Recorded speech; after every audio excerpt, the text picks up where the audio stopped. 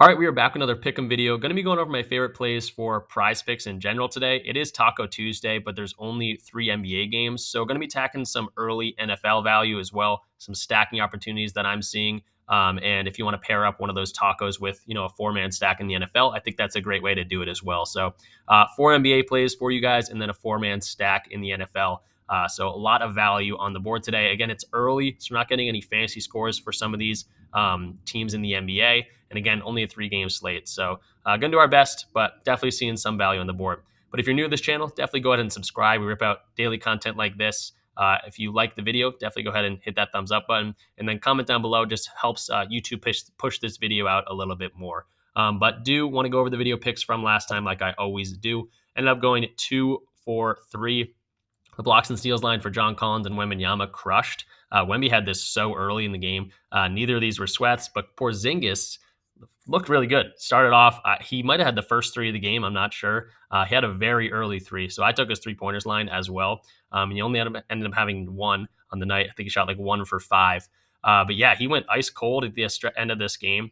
It was kind of a weird one, and it was a game of runs for sure. Boston went up big. Toronto kind of came back. I think they actually took the lead, but then Boston ended up holding on for the win. But Porzingis without Brown looked like a pretty good lock here, and maybe just a bad read by me. So I'll take that one, on my chin. 2 for 3, though, 66% hit rate. We'll definitely take that any day of the week.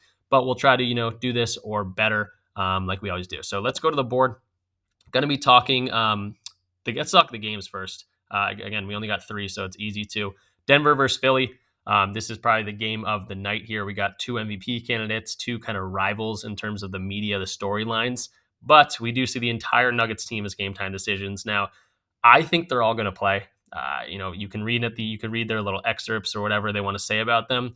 But this is a nationally broadcast game. They will get fined if these guys sit for not like a real reason. And all their injuries seem pretty iffy for me. They're all kind of, injuries that if these were the playoffs, these guys would all be playing. And again, this is almost like not a playoff game, but it's a storyline game. It's a media game. This is a game that everyone wants to see. So I'd be very surprised if all these guys sit out. Really, if any of them sit out. So I'm going to be playing this like they're playing. But again, we still got a few hours till the first taco. I guess about 1 hour till the first taco comes up.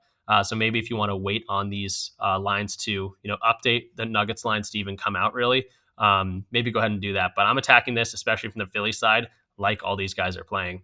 And then in terms of Sacramento and Phoenix, we got Keegan Murray as a game time decision. That one's important to me because one of the lines I really liked was Sabonis over his 7.5 assists. That was one that the optimizer liked. The odds, we're getting really good odds on PrizePicks. We're taking advantage of value there. But with Keegan Murray being potentially out of this game, he's one of Sabonis's, I think he is actually Sabonis's top assist target. And it's something I've really been thinking about in terms of like players that get a lot of assists going up with their favorite assist targets points. I think that could be a very possible correlation that I could be doing attacking. It's not something I'm confident enough to put on my YouTube picks just yet, but it's something I've been experimenting, and I'll show you the website I've been doing, and I'll try to remember to put this in the video link description. Looks like he has a Patreon, so if you win something based on this, go in there and support him. But I don't know who did this. I don't know who made it. I'm not affiliated at all. But we do see, you can see assists from the players and then the scorer with the assister, and see kind of the matchups that they've done. So Fred VanVleet and Sengun have the most assists comboed this year. So VanVleet has assisted Sengun 127 times. If we go down the list, then we got Halliburton, Miles Turner, LeBron and Anthony Davis, and so on. And we can see that for Sabonis, one of the top players here is Sabonis and Keegan Murray. And a lot of those are going to be 3-pointers. But if Murray doesn't play, that's 82 assists from the season that Sabonis wouldn't have. And it correlates pretty well to his lines. So again, Sabonis is at 7.5, or I'm on my NFL line here. Sabonis is at 7.5 here. And, it looks pretty good. The odds are liking it, but it's just something that I'm not too comfortable with because if Murray sits, the games without Murray, again, I'm trying to stall here as I get this pulled up. The games without Murray, he's gone under this in 1 of 5, he's gone over this in 1 of 5 games this year. This is all year. I guess 4 games. 4 games. 1 of 4 games this year. So it correlates pretty well. It's something I'm messing around with. I know that Sengun and Fred VanVleet were the top guys on this list. And I've been pretty consistently seeing when Fred VanVleet goes over his 8.5, whatever assist mark, Sengun's going over his 22, whatever points mark. So it's definitely a possible, correlation strategy in the NBA. Prize Picks even is starting to shift their payouts when doing like quarterbacks and receivers. But it's something, I've been looking into and we'll continue to look into. And if I get good results, I'll definitely share that with you guys. But that's continue going. That was pretty much a long-winded way of saying that that's a bonus 7.5 assist line I don't like anymore. But yeah, let's go to the rest of the games. OKC and LA. This is kind of a 50-50 game to me in terms of who is going to go over, under, whatever it is. A lot of these lines that I was liking, these guys had split on the season. I think they've matched up twice already this year, and they go over in one game, under in one game. So I wasn't liking the hit rates. There are some odds you could definitely attack in this one. But my favorite guy in this matchup is going to be Westbrook. And that's not only because he's playing OKC, it is in LA, but he's playing OKC, his team that he's played really well against. I also just think his PRA line is going to come out too low without Zubats. So they don't have his lines up right now, but it's something to monitor for sure. But let's jump into the board. First up, we're going to be starting with Embiid. Again, we talked about the storyline. Embiid has played really well against Jokic in the past. They've only played each other twice. But again, pulling up the stats from earlier, he had 47 and 18 and 5 against him back in 2023, so about a year ago. And then a year before that, he had 34, 9 and 4. So again, they haven't matched up very often, but when they do, Embiid likes to play this guy, especially when they're going back and forth for that MVP award. And the line I'm going to go to for him is that 37.5 points and assist line. Going to be going over here and really going to be trusting kind of the odds on this one. Just going to see what the line that we're getting best for Embiid in terms of like as my internet goes out in terms of like attacking market value. The best line we're getting on Prize Picks for Embiid is that 37.5 points and assist line. So that's fine by me. I think he's going to have a great points game. I think he could have 4 or 5 dimes, which is all right. But FanDuel's already got this at 38.5. And then the sports books that still have it at 37.5 are around minus 135, minus 130 value. So I wanted to attack Embiid today, and this is kind of sometimes how I choose where I'm going to attack him. And it's that 37.5 line. So I'm liking this. Let's go check out the hit rate on Outlier really quick and see what he's been doing. Okay, I keep doing that. See what he's been doing, so far this year, recently, and he's been crushing it. Let's go to for 37.5 points and assists. 4 last 5, obviously, been crushing. 8 of the last 10, continues to crush. And then in the entire year, 68%, 19 of 28 games. So, again, I love the storyline, love the matchup in terms of the head-to-head. Obviously, we checked that game from last year. 47 and 5 assists would absolutely dominate this line. And, yeah, I'm really liking him today. And it could be a smash spot for him. Again, this is kind of indicative if Embiid or if Jokic plays. If he doesn't play, he should still dominate, but this could be a blowout. So, just monitor that. You want to be monitoring that throughout the day. And then continuing with his teammate, going to be trusting the odds on this one, but it's something that I definitely like in terms of hit rates and things like that as well. I'm going to be going under for Tobias Harris. Now, these don't correlate when you think about, if Embiid's getting assists, is he going to be assisting Tobias Harris? So as I showed this over here, it's not a big deal.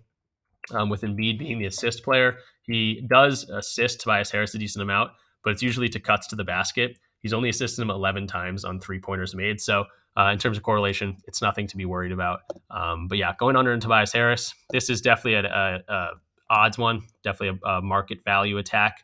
And we're getting that at 53.81% likelihood to go under here. Pinnacle's got this at minus 135 or minus 137. Everywhere else pretty much minus 135. So one of the best odds in terms of NBA for going under their line. So I'm liking that. And then in terms of hit rates and things like that, let's go check out Tobias Harris's lines where he's been hitting them, not hitting them, things like that. I do like the matchup, assuming that everyone's healthy in this one for the Nuggets. But under 1.5 3-pointers. Again, we saw the odds are great. Under than 3 of the last 5, under 50% of the last 10. But in 2023, 68% of the games he's gone under this. So yeah, really liking this. The head-to-head, they haven't played each other again this year, but Denver's got very good 3-point defense. They don't allow a whole bunch of them. And if Tobias Harris gets 1, that's fine. That's probably what I assume he will get. But just can't get that second one. So looking good in the hit rate. The odds are loving this, and we're getting some great value. So that's how we're going to be attacking the Sixers today. And then on the other side of things, going to be going to Jokic. And while I'm riding with Embiid today, I'm going to be fading Jokic just a little bit. Going under his 9.5 assists. This is another one that the odds are loving. Definitely the optimizer pointed this one out for me. The under is looking at 53.51. So these are actually the top two NBA plays on the board right now in terms of attacking market value. Minus 146 on Pinnacle, so they love this one. Again, one of the sharpest sports books out there. Everywhere else got this a minus 130, minus 145 over on BetMGM. So actually minus 160 on Fliff. So a lot of sports books are liking this under, and it makes sense to me. Hit rate's been very low on the season, and the two matchups recently that he's played Embiid, he had 8 assists and 9 assists. But we'll check it out visually how he's been doing so far this year. I keep going to this NFL tab, but yeah, let's go check him out. See where Jokic is at. We'll see if does Jokic come in and play like determined and something like if they're going to take this personally because Embiid got him last time. I don't think so. But we can see 3 of the last 5 games he's gone under this. In the last 10, under in 6 of 10. And then in 2023 as a whole, under in 60% of the games. He gets 9 a lot, so I assume this one should be a pretty sweaty one. But assists allowed, pretty solid against Philadelphia. And then for centers, it's 4th ranked. So again, the last 2 matchups they had against each other, this one he didn't play. Embiid didn't play, but this was the one that Embiid did play. He had 9, and then even the year before that, we saw that he had 8. So on a year that he's not assisting as much as he typically does, I like the under here. I haven't checked RotoWire either, the projection model, but here we go. I looked this up earlier. Yeah.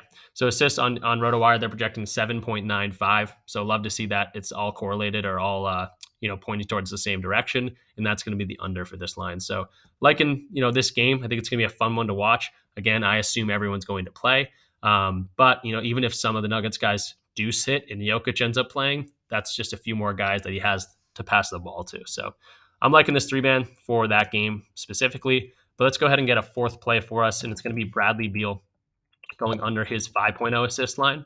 And we'll check out his hit rates and things like that. But yeah, really liking this one. And I went to the NFL tab again.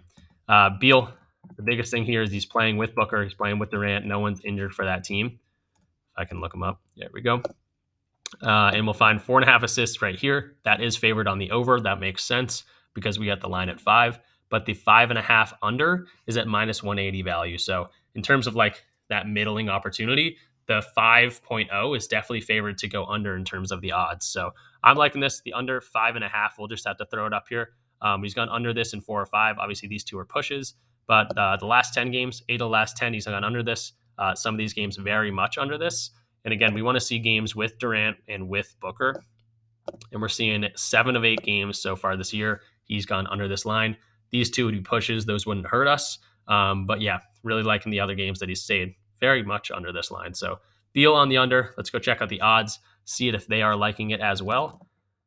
We'll see that Bradley Beal popping up. I'm assuming it's his best line. Yep, 52.89% chance to go under. You see that everywhere other books got this at 4.5, except for DraftKings. Looks like it's got it at 5.5, but very heavily favored to go under here, like we saw. But yeah, liking Beal in this matchup. It is against the Kings. They give up a decent amount of assists because they give up a decent amount of points.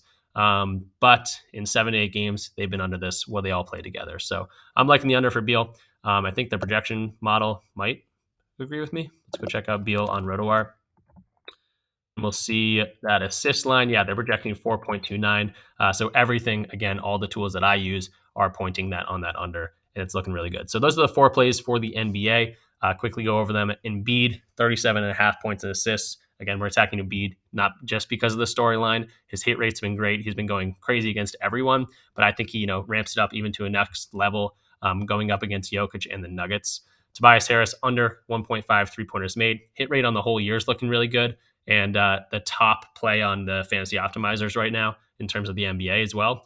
Jokic, one of the other top plays on the fantasy optimizer. But again, hit rate looks great on the under 9.5 assists. Tougher defense going up against Embiid. And then Bradley Beal playing with Booker, playing with Durant, all those guys healthy. He's been pretty consistently under this line. So I'm liking these 4 NBA plays. I've already locked them in, so we can go over them in tomorrow's video. But quickly want to go over that NFL stack that you guys can run with the tacos if you want to do that. All right, so this is the stack that I'm running out for the NFL. It's the game that I'm attacking the most, and it's Tampa Bay versus Detroit. Both these teams are, kind of weaker passing defenses, and we both saw these guys go crazy in terms of their combo. So Jared Goff and Amon-Ra St. Brown, they've been one of the go-to guys all season, pairs all season. And again, Tampa Bay, not the best passing defense in the world. We just saw Jalen Hurts get over his fantasy or his passing yards with Devontae Smith. So that was a great, their opponent just did this pretty much what I'm trying to say, but Goff and Amon-Ra, pretty solid there. And then Mayfield and Evans is what I'm going to. Obviously, Cade Otton got a ton of run with Baker Mayfield last time, but he crushed his overpassing yards. And Mike Evans had a lot of targets in that game, just couldn't corral the catches. So he, should have got there. And then who would have thought that David Moore would come in and get, however many yards he did, like 60 plus yards. So assuming that doesn't happen and Mike Evans, goes back to being that number one target, which he kind of was in this game. He just couldn't, again, corral those catches. I like this combo as well. You could go Otton again. Maybe, they got a great connection, especially in the playoffs. Maybe, run with him. You could even put both of these guys in the line, or you could go with Godwin. But in terms of this one, I'm going to go with Baker and Mike Evans, and then Jared Goff and Amon-Ra St. Brown. So that's, again, the correlation slips. As these lines are moving as we go, guys, you got to get these in quick. But yeah, I don't mind that. I still think they could crush these lines, and definitely a great opportunity for the correlation stack. And if correlation is something you guys are interested in, over at Daily Grind Fantasy, again, one of the partners of the channel, they do have a DFS correlation tool. So if you're on Dabble or Boom Fantasy or any of these other ones, I usually just do PrizePicks and Underdog. You can go in and see at any time their correlation. So you don't even have to really think about it. You can go in and get hockey plays with correlation. So if Igor is getting under his 24.5 saves, the team that he's playing is probably going to be getting less shots on goal. So that's how they correlate that. In terms of also less shots on goal, there's going to be less opportunity for block shots and things like that. So again, it's correlation. It's they get the best lines for you in terms of the fantasy optimizer, and then correlate them with the best lines that they can. And again, it's all seamless. They do it for you, and the track record kind of speaks for itself since late August. If you, let's say hypothetically, you put in $5 on every single one of these slips that they've posted. And again, it's not like overwhelming. They only have 5 up right now. So you really could do, $5 on the PrizePicks and Underdog slips that they post. It's something that I've been doing. But yeah, hypothetically, if you put $5 in since they started, you'd be up over 742 units, and that'd be like $3,700. So it's pretty crazy. They've been, working pretty hard with this. PrizePicks is now kind of shifting their correlation, but in terms of NHL, I don't think that's been shifted yet. So yeah, you could, look at Green Bay versus 49ers underdog stack right here. I'll really just show you all of them, but it's something that's very interesting, and correlation is huge with these DFS sites. But yeah, that will do it for this one. Again, check out any of the links in the description for deposit matches on, underdog, sleeper, chalkboard. Like, let's say you like that Embiid line, you think he's going to go crazy. You can take Embiid's points line all the way down to 27.5. That's something I'll definitely be doing today. So chalkboard's got alt lines, sleeper, just like it's Taco Tuesday on PrizePicks today. It's a wild card Wednesday. Everything's getting moved. It's Wild Card Wednesday over on Sleeper tomorrow. So it's pretty much the same thing as Taco Tuesday, but just over on Sleeper. Again, Chalkboard throws promotions at you. Underdog's got Freaky Friday. It's definitely advantageous to have as many of these as possible. And again, I'm partnered with just the best ones and the ones that I use the most. So hit those for the deposit matches and things like that, or any of the tools. Again, the correlation tool on Daily Grind Fantasy or the Fantasy Optimizer. If you're more of a sports bettor, I highly recommend the Positive EV tool over on OddsJam. Outlier, you saw me use every single day. RotoWire, this is free right now, so definitely just go check out that link. It's very interesting, again, as a free tool. It's been wild. But yeah, that will do it. Again, I just ask you guys leave a video a like, comment anything down below, and I will see you guys in the next one.